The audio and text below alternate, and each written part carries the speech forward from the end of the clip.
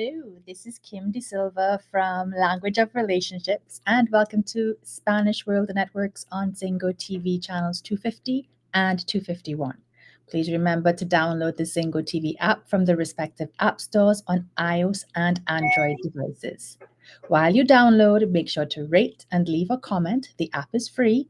Zingo TV is also available on Google Chromecast, Amazon Fire, and Fire TV sticks, Roku, and Roku sticks, also on all smart TVs 2016 forward. Hello, Tracy. Hi, girl. I'm so excited and honored to be here. Thank you. It's always a pleasure to chat with you. I'm trying to reopen my screen. So if anything goes wrong, and that is what I was trying to do, but okay, we'll see how it goes for now. All right. So Tracy is joining me today to talk about a very, very important topic for any married couple or any long couple who's in a long-term relationship: finances, money. Okay, I mean, you hear a lot of talk about money mindset. You hear a lot about, how money brings a lot of issues into marriages, and it's 100% true. Okay, money is actually the second leading cause for divorce in the United States. So, and it's money in many different ways and aspects, and how it manifests itself within a relationship. And I think as we chat this morning, Tracy and I will even start looking at some of the things behind those money disputes, because it's not necessarily about the money. Amen, sister. Money's just the symptom of something that's going on deeper. Exactly.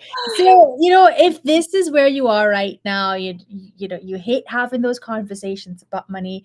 Every time you start to discuss it, you just end in an argument. You feel like you're married to a person who views money in absolutely the opposite way to how you do.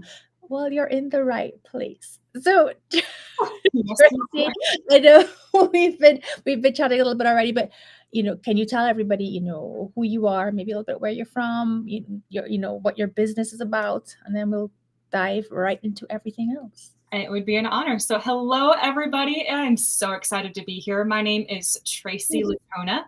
I am a financial coach where I have the honor and opportunity of guiding Christians to learn how to manage their money with confidence, grow their mindsets and bank accounts, so that way they can live lives of generosity and stop money stress.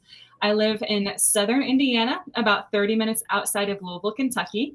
My husband and I have been married for 15 years, and we actually have a restored marriage where, like you said, Kim, money was the number 2 cause of divorce in the United States.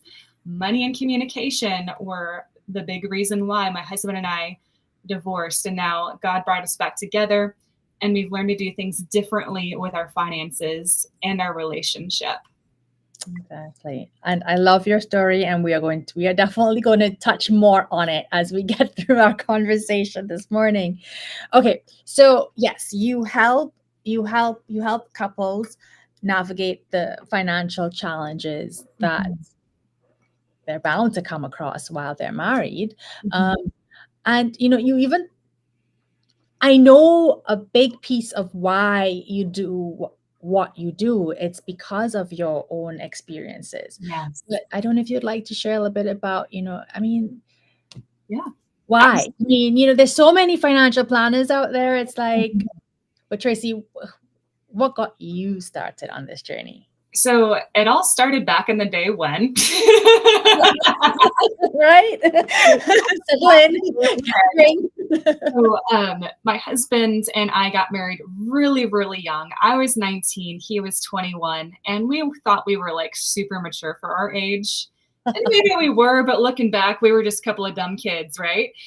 And nobody had actually sat down with us and taught us how to do a budget, how to get out of debt or stay out of debt, how to save for a rainy day, how to put money away for a retirement to be able to retire with dignity. We were told that we needed to do these things. The church said, hey, you should give and be a good steward of God's resources. But nobody actually sat down with us to teach us how to do these things.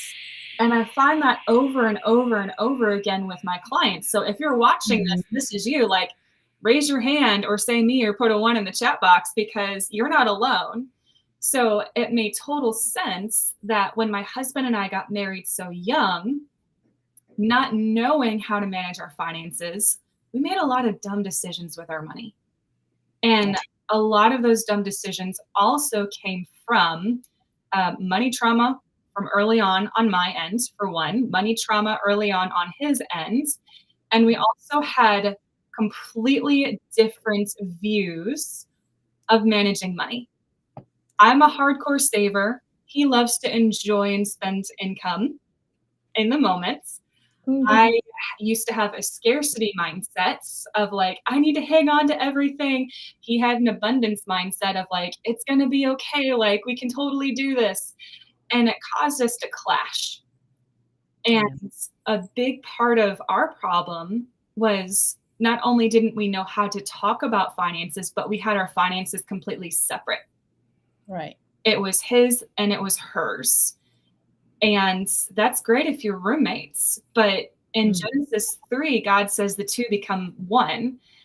And when you try to do a marriage of like separate things, like I'm going to do my thing, he's going to do his thing, it causes a lot of friction. So, Kim, I remember there was a time when he was in the military. Girl, we were so freaking broke. Like, our bank account was negative $727 in the hole. I say mine, it was actually his, because I had a hard time finding a job as a military spouse. And we didn't have credit cards yet because I know we'd be stupid with them. And that came at a later point. And the bank froze our account. And it was a week before payday. And we didn't have any groceries. So I called our bank and said, listen, I know we're negative. We get paid. It was either the 1st or the 15th because that's that military pay schedule. Can we please have $50 so I can go get groceries? And Kim, the lady on the other end of the line said, I'm not going to do that because you've had $3,000 of overdraft fees this year alone. And it was like August. Oh, wow. And I just remember feeling so sick to my stomach, like, oh my gosh, this is awful. So I did the only thing that I could do, is I took our change jar down to a local bank, set it up on the counter, and I don't know what caused me to say this. Maybe I was feeling sorry for myself or our situation, but I said, this is what I have to feed my family for the week. And the bank teller laughed at me. And that was my I had it moment, where I was so scared and angry, and insert whatever curse word you want to.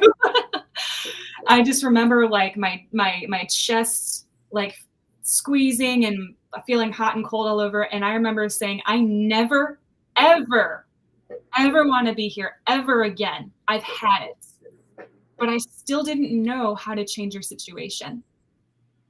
So we kept doing the same thing over and over and over because we didn't know any better. We didn't have the resources or the tools to change the situation. So it was after my husband got out of the military, we stayed with his parents for a brief time to get on our feet. And his dad volunteered us to take this stewardship class. Right. And it ended up being Dave Ramsey's Financial Peace University. Right. And then finally, it was like, oh, this is how you do a budget. This is how you get out of debt. This is how you can save money and the insurance and the investment, like all of the like great, amazing principles. But it was missing something. It didn't talk about how to bring two people together with opposite mindsets to learn how to come together. Right. We didn't follow the principles.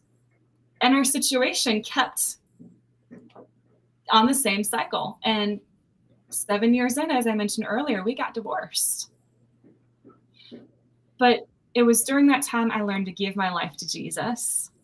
And it was during that time my husband gave his life to Christ. And God brought us back together. And when we got remarried, we started to do a budget together for the first time. Yeah. We made a plan to get out of debt for the first time. And my husband was like, Tracy, you're good at this budget thing. Like, why don't you go to school to be an investment professional or an accountant? But Kim, girlfriend, sitting behind a desk and crunching numbers was like soul sucking to me. So I was like, heck no. I don't want to go to college for that. No. I'm married to an accountant, and I like, no. Financial advisors out there and accountants out there, bless your hearts. I love you. You are needed. You are a special kind of crazy. Like, take the stuff. You go play with your spreadsheets. Yes. So when I saw the ad on Facebook about learning how to walk alongside people who are scared and stressed and had their I had it moments, and learning how to budget and get out of debt and change their money mindsets and habits and behaviors. Like, I love psychology. I nerd out on it. Yeah. It combined two of my passions, the helping the people and the personal finance, and combined it. Right. So I have a PhD in DUMB, as Dave Ramsey says. And I love serving and guiding people who don't want to go down that path, or feel like they are already on that path and are looking for a guide to show them the way out so they can flourish and grow and be a good steward and bless the kingdom of God. That's beautiful. I mean, that's not an easy road to have traveled. And, one of the things that you said there is that, if you could help people avoid it. So I'm going to kind of jump ahead a little bit, because this is an important piece, right? Sometimes we think, oh, we're okay right now. We don't have any issues, so I don't need any help. Or it might be, I don't think anyone can help us. Things are just so bad at the moment. So I'm like, when should someone, when should a couple come to you and work with you? From, is it like at the beginning, before they get married, or it's like when they realize, oops, we can't do this on our own? As far as coming to me for guidance and learning to get on the same page, of course, it's going to be easier the sooner you do it. However, as long as you both are willing to work together and are committed to each other and committed to the process of creating change in how you think and feel about money, I can help. Right. It's the couples that are like, I'm going to choose to stay stuck in my ways. Those are the ones, like in therapy, like you can't help. I don't want to waste your time or your time, like anything like that. So it doesn't matter what point in the journey, as long as you're both committed to each other and the process.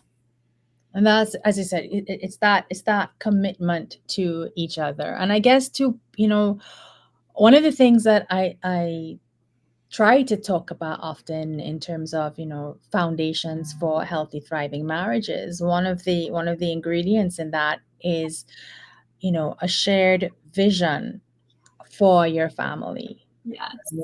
And the finances come into play there. And I'm not saying that means that, you're going to agree on how the money is spent or when it's spent. My husband and I joke a lot because, like, you've probably seen these memes. I can't imagine being in your world and you don't see them, where it's like, what is it? When what is it? Oh, there are two types of people in this world. The one who has to save and watch the pennies, and the other one who just wants to live in the moment and spend, and they usually find each other and get married. Yep.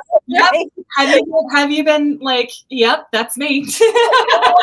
Exactly. I really appreciate that. And I sometimes, like, we watch it, my husband and I will laugh at it, because, like, it's almost as if we can each be like both of those people, but never at the same time. So it's like, right? So when I'm all save, he's like spend. And when he's all, oh, let's live in the moment, I'm like, oh, no. You have to think about tomorrow. So it's like, wow. I love it. You know, it's funny. So I love the budgeting piece. My husband's like, ew, I do it because I love you. I love the saving piece. This is fine. One of the, can I say the word sexy on here? One of the sexiest things that you can do for your spouse, if you are the spender I call them free spirits, the ones who are like, hey, I just want to live in the moment. One of the sexiest things you can do for your nerd spouse who loves the budget, if you're a free spirit, is, hey, babe, let's go do the budget together. Like, when my husband says that, it's like, oh, hey. So sometimes, yes, we do switch. I love it. Oh my gosh. But you know that it, and again, so coming back, that's why you the shared vision is something that kind of holds you. It's like a guardrail, right? And I'm not saying you're not going to deviate every so often. Things happen, life happens, challenges come up, unexpected challenges come up. That's okay. But it's that little piece at the back of your mind that reminds you that, you know, you and your spouse are together and you're working towards something for the benefit of your whole family. And you know, and as we're going to talk about how money actually isn't the main source of the conflict, it's actually deeper than that. Very often couples who are fighting over money, they actually want the same thing. Yeah. It's just, yeah, it's how you get it. It's like, you know, we talk about the spending and who wants to save, and it's like, but yet both partners are committed to creating a happy, stable home and life and beautiful memories for their family. You just have very different ideas on how you're going to get there. You are absolutely so right. And so I've got a good friend. Her name's Angie Carlson, and she actually shared this on one of her social media posts recently. It's like a couple decides that they want to save money. Yeah. That looks so different for people with opposite mindsets. So you've got one spouse who is like, okay, we're going to like put all this money in savings and like build that up. And then you have the other, and that's saving for them. And then you have the other one who comes home with all of the shopping bags full of stuff. And they're like, honey, look how much money I saved. I got all of this stuff on sale. I saved us $300 and it was only $60. And then on the other hand, you've got the other spouse that's like, what the frick just happened to our plan? Why are you spending money? And it's like, I thought we were saving. So it's learning how to understand each other's perspectives and go deeper than like the 30,000 foot broad overview of like, yeah, we want to save money. Who doesn't want to save money? Like, who doesn't want to like not give their payments away for past purchases and like live a debt-free life? And what that looks like looks different for each individual person. So getting to know your spouse and putting your pride and your ego aside, and I have to have things go my way for the good of the marriage. Whew. Yeah. So that you can come together and compromise. That's it. Exactly. And it looks somewhat different for each couple. And you might think financial responsibility looks one way and it's only your way because, you know, in your mind, you are calculating all of the times that you were being responsible and that your partner wasn't, and you're comparing like that, and you find they just don't get it. They just don't understand how to be responsible. But is that completely true? Is that completely fair? And, you know, this sense of judgment. Okay, let me explain it to let me kind of ask you to look at it this way. If someone is constantly telling you, you know, you need to be more responsible, you're too crazy when it comes to spending money, you need to save more, you know, they're kind of indicating that your expenses are maybe a bit frivolous. And then the same, so, you're getting all of this judgment being thrown at you often. And then the same person comes to you and says, I think we should go see a financial planner. Now, and this is, I have to tell you, this is also a situation that gets repeated when, you get that message about, let's go see a marriage counselor as well. Okay. Yeah. The other person is like, all you've told me for the past several months or years is how bad I am at this thing. And now you want to take me to go see someone to what? Take your side and tell me that I am also tell me that I'm irresponsible, that I'm not very good at what I'm here to do. And that's where you get a lot of resistance to planning together, to going to people's therapy together. Because nobody wants to feel as if, one, my spouse looks down at me, and now, great, they want to take me to somebody else to tell me I'm crap. Yeah. And I see that a lot. So I coach couples together very, very, very rarely in very specific circumstances would I ever coach one spouse. Okay. But I invite, like, I've got that initial conversation, like there's no charge for it. So like I'll have one spouse be like sitting in the corner like this. And, I start off with a fun icebreaker and, super chill and relaxed. And I'll just be like, hey, it looks like you don't want to be here. It looks like your spouse dragged you. And they're like, uh-huh. And I'm like, dude, I get it. Thank you for showing up for yourself and your marriage anyway. Yeah. And like, you just see the shoulders drop and their face softens. And then, you directly speak to them. Yeah. And sometimes I got to tell the other spouse who dragged them to like, thank you so much for your input. Like, zip your lips here for just a minute. I want to speak to your husband or your wife. Yeah. And what that does is it kind of breaks the shell. It breaks the ice a little bit of like, okay, maybe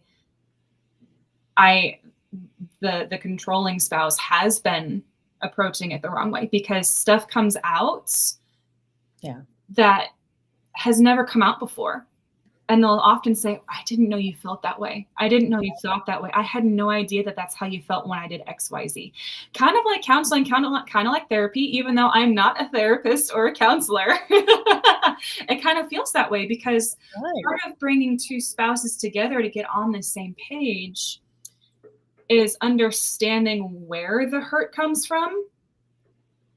And I'm not there to heal that, but I'm here to understand, like, what are the triggers? What are the circumstances that created how you think and feel about money now, so that we can shift those and create new mindsets and habits and behaviors with your money so you and your spouse can come together. Yeah. And I'm a testament, Kim. I will be totally vulnerable here. I was that spouse. I was the one who's like, we've got to do it this way. We're not saving fast enough. We're missing our money goals. Why did you spend this? And it crushed my husband. It killed his love language of gift giving. And that is something that I regret to this day. Because I had to have my way.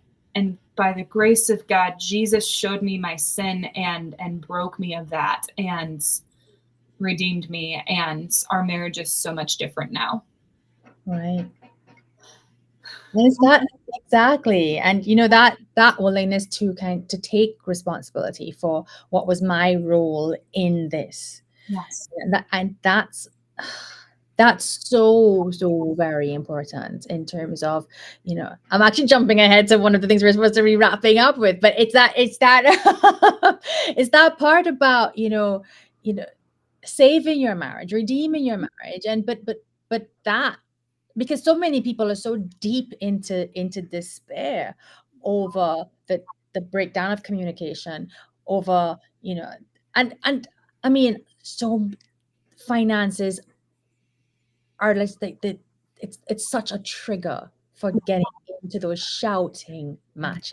Mm-hmm. And then that just sense of giving up, like we're just totally, we're not compatible. You're going to ruin us. That kind of thinking, those kinds of accusations. But it's not too late. Mm-mm. No. You love that person. You may not like them very much. That's why the question wasn't, do you like them? Do you love them? Yes. Yes. And if the answer to that is yes, then let's figure out how you can redeem your marriage. What are the steps to take? Yes. And it is different. And not only redeem your marriage, but also redeem your finances. Right.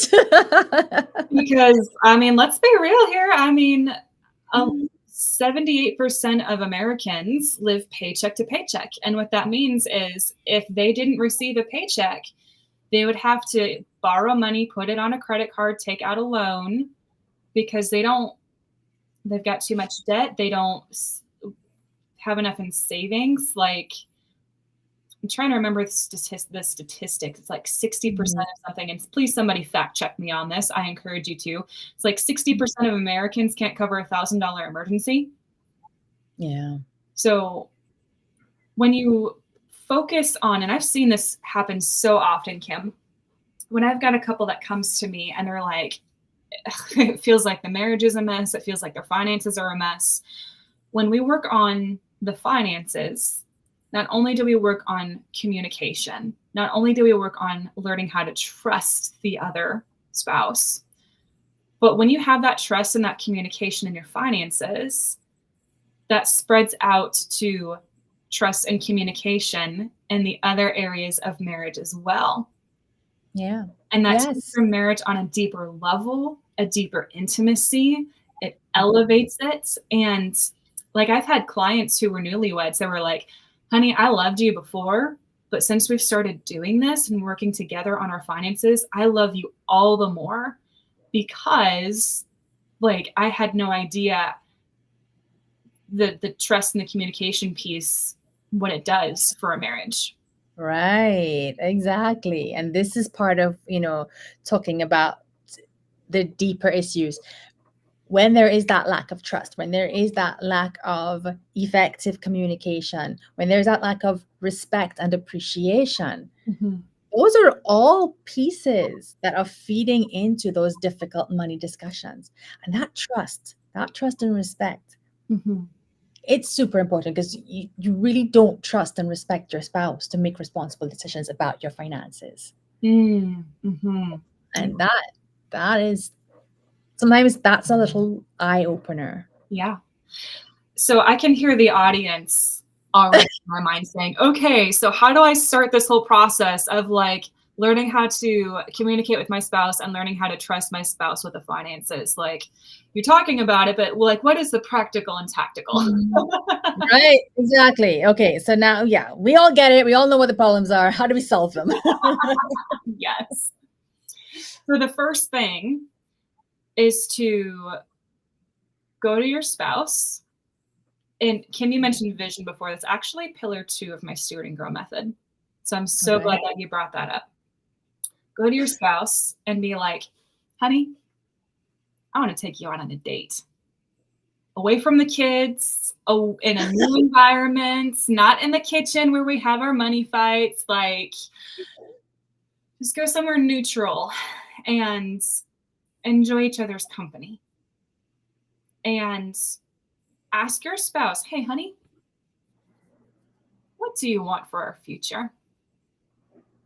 What do you want it to look like in 3 years, 5 years, 10 years? What do you want retirement to look like? Yeah. And then you shut your mouth and let your spouse talk with no judgments. You can say your piece later. And you just ask them questions. Oh, you want to live on a lake or you want to live on the beach? Okay, awesome. Where do you want to live?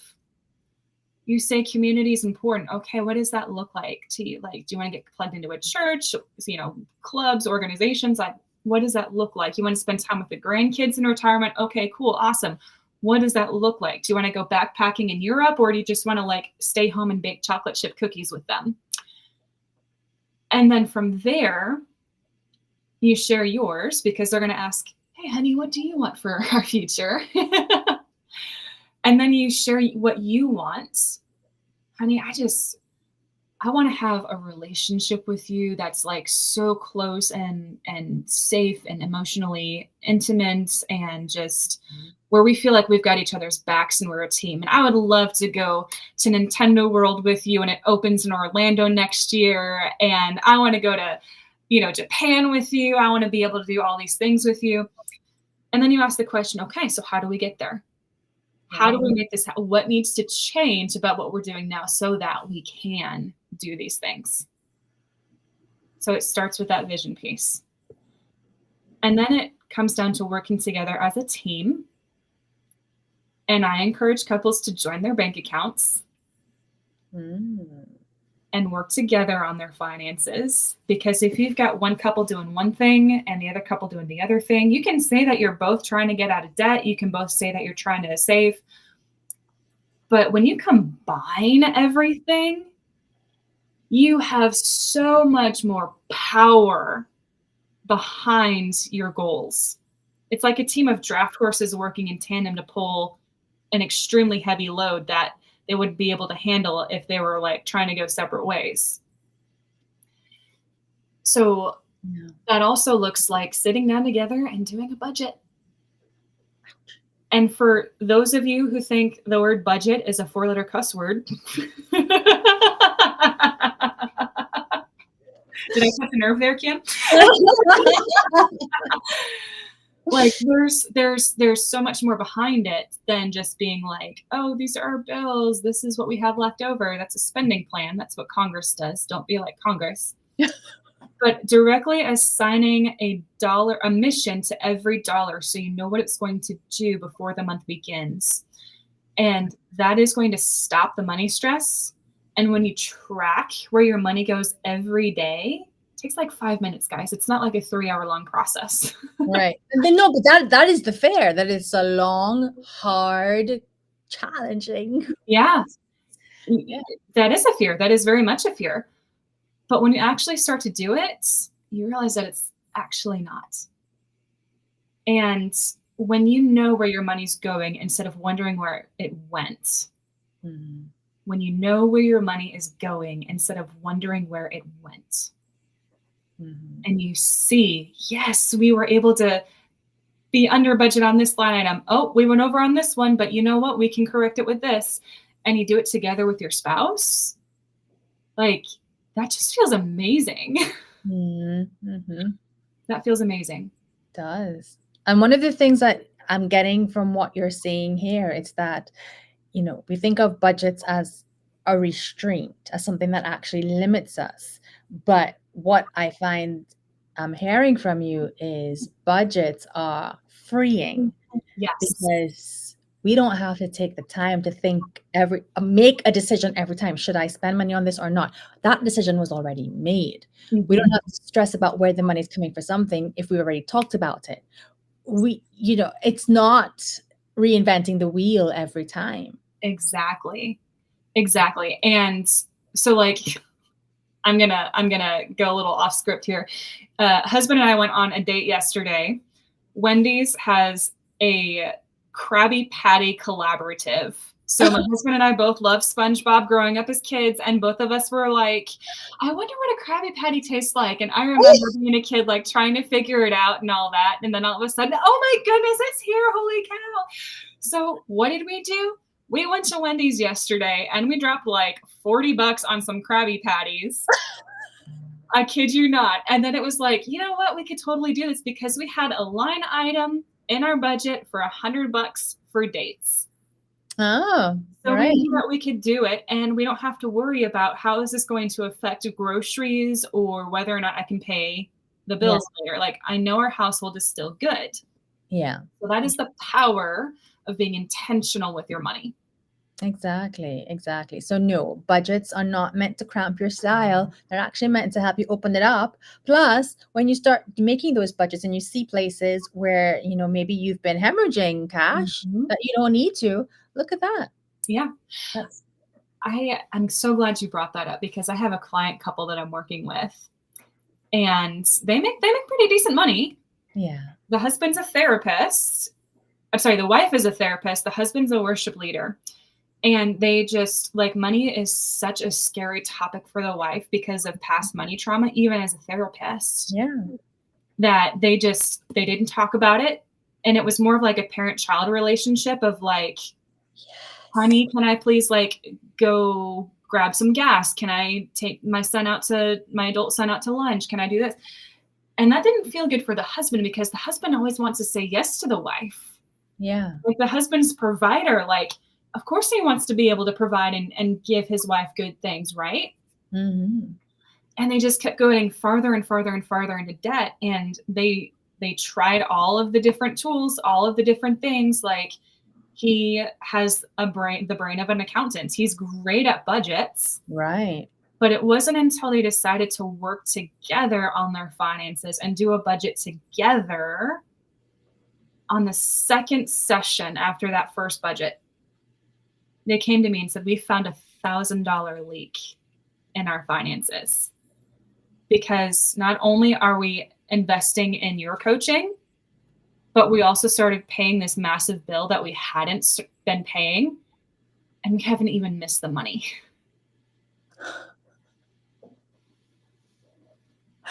Oh, no. That is the power of intentionality with your finances. Right. So exactly, it's not scary. You might be pleasantly surprised. Mm-hmm. Okay, admittedly, you may be horrified as well, but that's the starting point. I'm glad you brought that up. But that's just the starting point. Exactly. I have clients who have had, the first time that we did their numbers together, their budget, they were $3,000 in the hole. Yeah. But after like doing some coaching around, like, hey, where's this money going? Without judgment, like there's no judgment. I do not allow guilt, shame, or judgment in our sessions. I coach you out of that so you can move forward. So after having some really deep coaching and deep conversations about like where the money's going, Yeah. by like the third or fourth month, they had completely righted their budgets, and they had their $1,000 starter emergency funds, and they had already started paying off debt. Yeah. Awesome. Exactly. That's the freedom that you get when you get intentional about your finances. Yes. All right. So I'm gonna kind of again veer us off topic a little bit here too, but we talked about the possibility of saving marriages, and I always want to be very clear. When I talk about salvaging a marriage or getting it to really thrive again, taking it out of that place of negativity, I'm talking about generally healthy relationships. And what I mean by that, we're not looking at cases of abuse. We're not looking at cases of, addiction with no plan for rehabilitation. That's not what this conversation is about. And I mean, Tracy, as you would know, I mean, addictions as well. There's no budgeting around that. No, there's not. You've got to resolve the addiction first, and then you can start the repairs.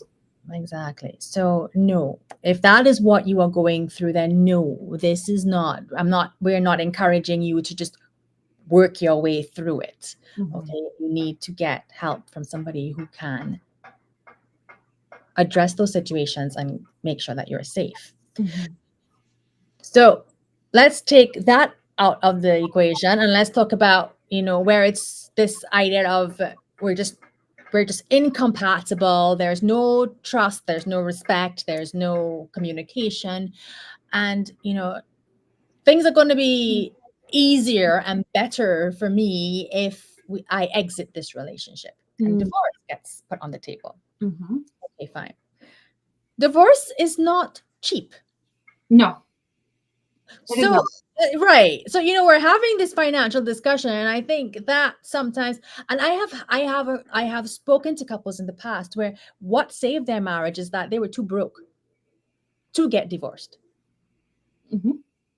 So again, I'm not, sometimes you do need that separation, but I'm talking about the cases where there is the possibility for saving that marriage. I don't know, Tracy, do you want to talk anything around the finances of divorce? I mean, what the reality of that is? Or I mean, that's a whole nother episode. It is. I know, right? It really is. I have in the past, and I am currently working with people who have gone, they're coming through the other side of divorce, like it's already right. Yeah. finished. Yes. And oftentimes it's like one spouse takes care of all of the finances. Right. And the other spouse, it's not like they were avoiding it. It's just like, oh, the other one's got it. We're good. Exactly. So that's another reason why it's so important to work together. Right. So you both know, so you both learn. But as far as that happens, like there is such an adjustment of not only grief for the marriage, but also like a total adjustment of a new reality, because you went from 1 to 2 incomes to either one income or somebody working for the first time in like who knows how long, because they took care of the household full time. Exactly. So when it comes to divorce, it's like you get to decide what you want the rest of your story to look like. Right. Exactly. You get to choose what you want your life to look like moving forward, and how do you make that happen? Right. Exactly. And I mean, it's not a cure-all, because the same things that led to that decision are still with you and need to be resolved so that you don't repeat them. Yes. Without changed mindset and behavior, your patterns and your cycles will keep following you. Nothing changes if nothing changes, and that includes in your finances, in your marriage, and your relationships, everything in life. Everything. Even those that have like, just want to circle back to like the finance piece really quick here. If you've done things like cashed out your 401k or took out a loan against your 401k, refinanced your house or took out a home equity line of credit, you've gone through bankruptcy, you've paid off massive chunks of debt in one fell swoop, or transferred it is usually what happens. What often happens is the cycle repeats itself. And within 2 years is what I've seen as the average. You're back to where you were with all of the credit card debt and all of the other stuff on top of the new loan that you have. Oh, yes. And the same goes for your relationship and your marriage too. Yep. The problems don't disappear. Like you say, when you go on vacation, you are still going on vacation. You and all of your issues are on vacation. So it's not that vacation is going to magically fix things. I mean, it may give you something else to focus on for a bit. So then, don't get me wrong, that could be a good break too. But no, the underlying issues still do need to be tackled. Yeah. And I suppose as we start our wrapping up process, one of the things that I wanted to ask you is, maybe what are some of the, and we've touched on them, what are some of the most common issues that you see, like if you had to write a book about this, like these would be like your top 3 things, like, okay, come on, we're all dealing with this. Top 3 things is, the thing that comes to mind first is like, we just don't know about this stuff. We watch the commercials for these happy people who like pick out these loans so they can go on vacation. We get the credit card offers in the mail. We Yes. worship the credit score, which is actually an I love debt score. And we do the things that the big banks and the financial industries tell us, but the big banks and the financial industries don't care about you. They care about lining their pockets. So the biggest thing is understanding that the stories that you've been told about money don't have to be true for you. You don't Right. have to have a credit score. You don't have to have debt. You don't have to live paycheck to paycheck. You don't have to follow the norm of our financial society because they're broke. I mean, if you look at, And I don't think that God wants you to be broke, because he calls you to be generous and to take care of your household first. And then out of that abundance that he provides you, to pour out and give and serve and love others. yeah, So the first thing is understanding you don't know what you don't know. exactly. Exactly. And there's a lot. There's a lot that we don't know about how to responsibly and effectively handle our finances. Yes.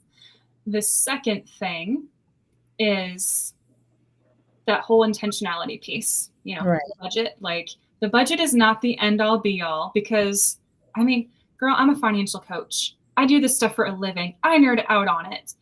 And when my husband and I were not aligned, it didn't work. So the budget is not the end all be all, but it is a big major tool of being able to be responsible with your finances. In fact, 93% of millionaires still make a written plan or a budget for their month, and investing in their 401ks and doing a budget over time is actually what caused them to become millionaires. Right.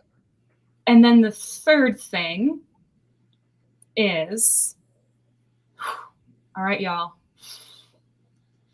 put your pride and your ego aside for the good of the marriage, so that you can work together with your spouse. And that might mean putting aside your preferences. I mean, the Bible talks about we are to submit to one another. Putting aside your personal preferences for the love and the good of the other. Now, does that mean that you don't speak up and you don't make your opinions known and heard? No. By all means, please do. That is part of a healthy relationship. That is part of communication. But if my husband wants to go spend some extra money that came in and I want to save it, okay, we're going to compromise, and I'm going to put aside what I want and my ego, so that way we can both agree. Exactly. Okay. And putting aside our pride and ego, not just for the sake of the finances. If you put aside your pride and your ego, in general, in your marriage, so many other things fall into place. And as Tracy said, putting aside your pride and your ego does not mean not speaking up.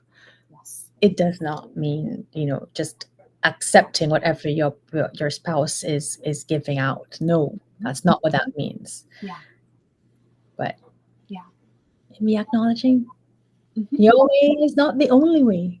It may even be the right way. Exactly. That's hard. That's so hard. It is. And it's definitely a heart transformation. It's an internal transformation. And that's another thing that I work on with my clients too, because you can know how to do a budget. You can know that you want to retire on a beach in Maui. But if you don't have that internal transformation that changes how you think and feel about your money, that creates financial stability internally and externally, no matter what your bank account says, Correct. you will still have that stress and that anxiety. I've worked with net worth millionaires who were still stressed about their finances. Yeah. Because they didn't have that internal shift. Exactly. All right, Tracy, as we wrap up, can you share with us a bit about Golden Rose Financial Consulting? Like also where to find you, all of the good stuff. Absolutely. So Golden Rose Financial Coaching is done virtually. So wherever you're at in the world, as long as our times line up, I am able to serve you. So what makes financial coaching, especially the method that I have, different is because most money classes, YouTube videos, TikToks, or your broke uncle focus on either the practical, or you've got your therapist that focus on the internal transformation piece. What I get to do is work on both with the steward and grow method. And it's a 3-pillar process where we're going to first create structure and organization for your money through a budget. So you know where your money is going instead of wondering where it went, so you can stop money stress. Pillar 2 is igniting that vision of what you want your future and finances to look like. From there, we create bite-sized goals to stay motivated and develop discipline for the long term. And the third pillar is that transformational piece. Right. We're going to change how you think and feel about money, so you develop new mindsets and habits and behaviors with your finances and your spouse, so that the work that we do lasts the rest of your lifetime and affects generations to come. Because this is the stuff that you're going to teach your kids, your nieces and nephews, your grandkids, your community. And where you can find me is on Facebook, Golden Rose Financial Coaching, LinkedIn under Tracy Latona, and my website, brand new, so excited, just came out, is goldenrosefinancialcoaching.com. And that's a great place where you can get to know me better, my story, how we're going to work together. And that's where you can reach out through email to set up a complimentary financial coaching conversation. Absolutely. And I mean, I think anybody who has been listening to us for more than 5 minutes will realize that what Tracy is helping you work through, it's a lot of your old baggage, a lot of the things that seem overwhelming, a lot of things that seem confusing. And now you will be able to find that path through that overwhelm and that frustration. Yes. So this is where you are going to gain confidence in managing your money. You're going to have clarity on the roadmap that is best for you, because, I mean, it's not going to be a one size fits all. Yeah. And this is where you are going to become the person that you need to become so that you can reach those goals long term. Awesome. Thank you so much, Tracy. Thank you so much, Kim, for allowing me to serve your clients, your guests, your listeners. Everybody, thanks so much for tuning in and listening. Thank you. So remember, this show can also be heard on the Spanglish Radio Network. Please check out spanglishworld.ca for all the news and programming. Spanglish World, watch it, hear it, read it, download it, live it. See you next week.